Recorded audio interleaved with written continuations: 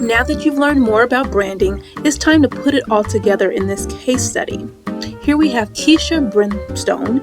She is age 26 and she's a dermatologist, and she desires to create a skincare line for women.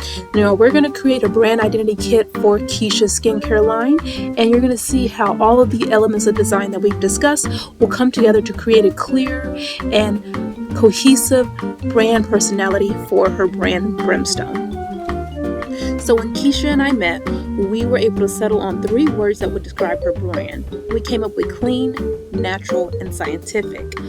After we decided those things, we started to think about different colors that would match those brand descriptions, and we settled on 2 colors for the main color type, which would be a green and a blue color, and then we settled on 3 supporting colors to kind of fill in the gaps with marketing, and those would be taupe, gray, and black.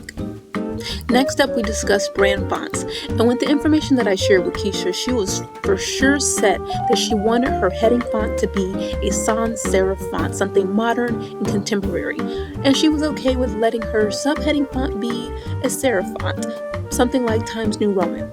So now that we had that established, there was only one last thing that we needed to discuss, and that is brand voice.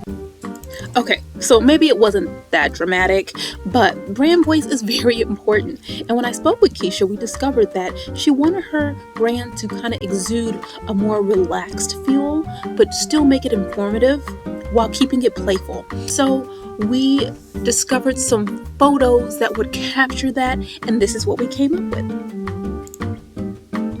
Hopefully this is a good depiction on how you bring all the different elements of brand design together to create a clear brand personality and brand identity.